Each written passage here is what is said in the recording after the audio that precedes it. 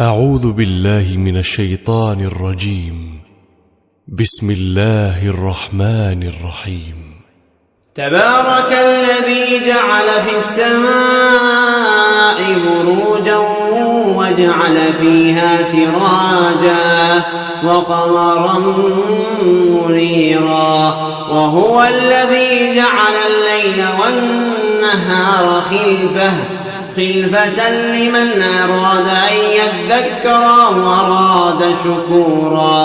وعباد الرحمن الذين يمشون على الأرض هونا وإذا خاطبهم الجاهلون قالوا سلاما، والذين يبيتون لربهم سجدا وقياما، والذين يقولون ربنا اصرف عنا عذاب جهنم إن عذابها كان غراما إنها ساءت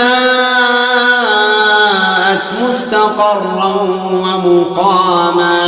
والذين إذا أنفقوا ولم يسرفوا ولم يقتروا وكان بين ذلك قواما. والذين لا يدعون مع الله إلها آخر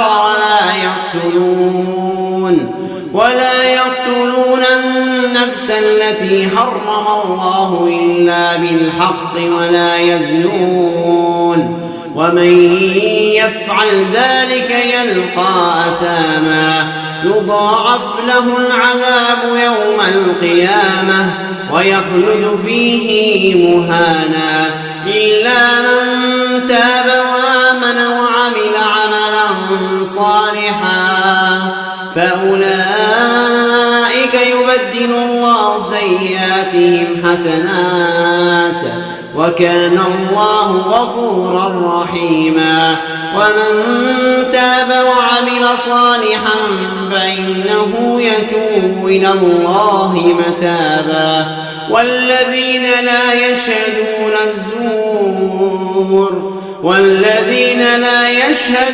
الزور وإذا مروا باللغو مروا كراما. والذين إذا ذكروا بآيات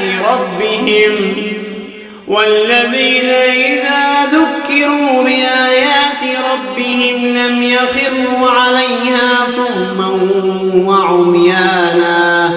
والذين يقولون ربنا هب لنا من أزواجنا وذرياتنا قرة أعين واجعلنا للمتقين إماما.